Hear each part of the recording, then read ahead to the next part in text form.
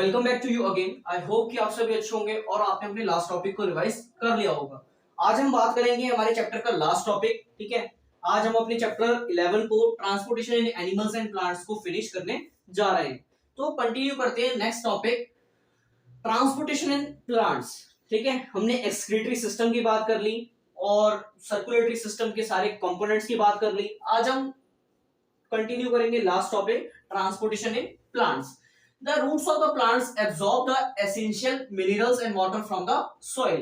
आप सभी को पता होगा कि सॉइल से जो प्लांट्स होते हैं वो जितने भी मिनरल्स होते हैं, न्यूट्रिएंट्स होते हैं, वो सारी क्या करते हैं, जो उसकी रूट्स होती है वो उसको एब्सॉर्ब कर लेती है। किसमें से करती है?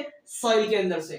ठीक है, next, the roots have hair like structure present on them. अब आपको नीचे फिगर दिख रही होगी, तो ये आप समझ लीजिए ये क्या है हमारा प्लांट, ये क्या है हमारा प्लांट, ठीक है।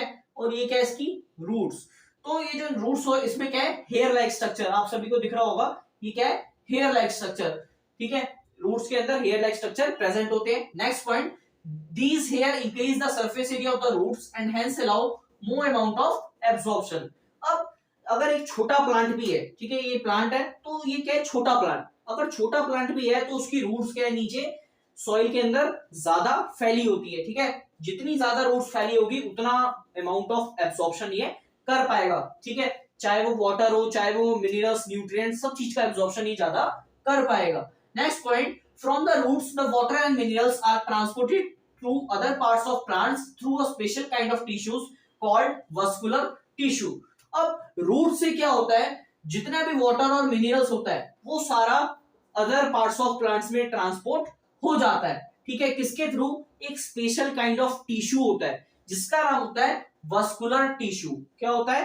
वस्कुलर टिश्यू, ठीक है। इसी के थ्रू क्या होता है? रूट से हमारा जितना भी वाटर मिनरल्स वगैरह होता है वो सारा अदर पार्ट्स ऑफ प्लांट में ट्रांसफर हो जाता है।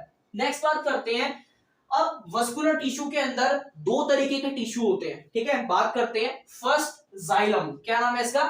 Xylem. It is a muscular tissue that is responsible for transporting nutrients and water in the plants.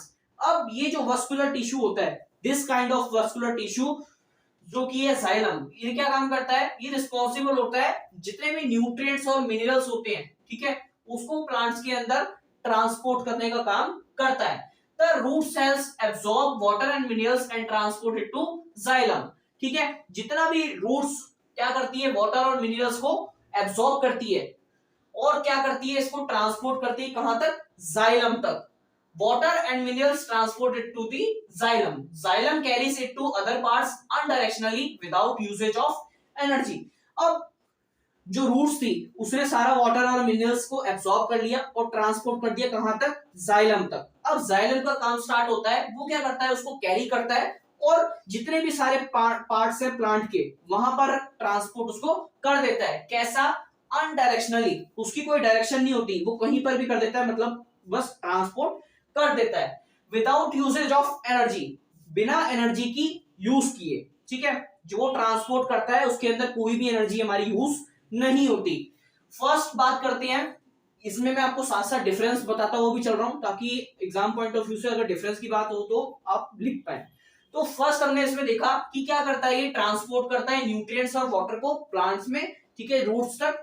Roots क्या करती है? ट्रांसपोर्ट करती है जाइलम तक। फर्स्ट पॉइंट हो गया। सेकंड, ये क्या करता है? ट्रांसपोर्ट करता है अदर प्लांट्स ऑफ बॉडी में, ठीक है, जितने भी प्लांट्स के अदर पार्ट्स होते हैं उसको अनडायरेक्शनली। सेकंड पॉइंट क्या आता है? अनडायरेक्शनली, इसकी कोई एक पर्टिकुलर डायरेक्शन नहीं होती। Third point, without usage of energy, बिना एनर्जी का यूज किए ये ट्रांसपोर्ट कर देता है। अब second type of vascular tissue की बात करते हैं, फ्लोएम। क्या बोलते हैं इसको? फ्लोएम।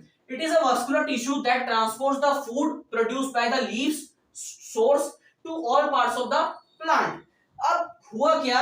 जो हमारा फ्लोएम था, ठीक है, फ्लोएम की बात कर रहे हैं, तो ये क्या करता है? हमारे फूड को ट्रांसपोर्ट करता है, जितना भी लीव्स ने हमारा फूड प्रोड्यूस किया है उसको अदर पार्ट्स ऑफ प्लांट्स में। अगर हम जाइलम की बात करते हैं तो जाइलम का क्या था कि रूट्स ने जितना भी एब्सॉर्ब किया उसको ट्रांसपोर्ट कर दिया जाइलम तक। फिर जाइलम क्या करता था कि सारे पार्ट्स ऑफ प्लांट में ट्रांसपोर्ट कर देता था। लेकिन फ्लोएम के अंदर क्या होता है जितना भी फूड प्रोड्यूस किया है किसने, लीव्स ने, उसको ट्रांसपोर्ट करता है अदर पार्ट्स ऑफ प्लांट के अंदर। ठीक है, जो हमारी लीव्स थी वो क्या हो गई, सोर्स, उसी के थ्रू तो क्या हुआ, हमारा फूड बना। और जो हमारा प्लांट की लीव्स थी वो क्या है, सिंक, ठीक है, वहां तक ट्रांसपोर्ट किया। This flow is by directional. First difference हमने देख लिया, इसके अंदर जितना भी लीव्स ने प्रोड्यूस किया है वो ट्रांसपोर्ट करता है अदर पार्ट्स ऑफ प्लांट्स तक, कौन, हमारा फ्लोएम। सेकंड पॉइंट की बात करते हैं, ये क्या है, बाई डायरेक्शनल, ठीक है, दो डायरेक्शन में ये हमारे फूड को ट्रांसपोर्ट करता है। एंड यूटिलाइजेस एनर्जी, इसके अंदर एनर्जी यूज होती है। थर्ड पॉइंट, ठीक है, इसी को क्या बोलते हैं, this is known as translocation. क्या बोला जाता है इसको, ट्रांसलोकेशन। तो ये थे हमारे दो तरीके की वस्कुलर टिश्यूज, फर्स्ट हमारा जाइलम, दूसरा हमारा फ्लोएम। इस तरीके से हमने ट्रांसपोर्टेशन इन प्लांट्स को फिनिश कर दिया। आज हमने chapter 11 transportation in animals and plants की चैप्टर को फिनिश कर दिया है। ये था हमारा लास्ट टॉपिक। आई होप आप सभी को यहाँ तक समझ आ गया होगा। अगर आप सभी को हमारा चैनल अच्छा लग रहा है तो इसे सब्सक्राइब करें, लाइक करें, शेयर करें और अपने सारे फ्रेंड्स तक इसको पहुंचाएं, ताकि सभी फ्रेंड्स की हेल्प हो पाए। और आप सभी हमारे को सपोर्ट कर रहे हैं, इस बात के लिए हमें बहुत खुशी है। तो आज के लिए इतना ही, थैंक यू।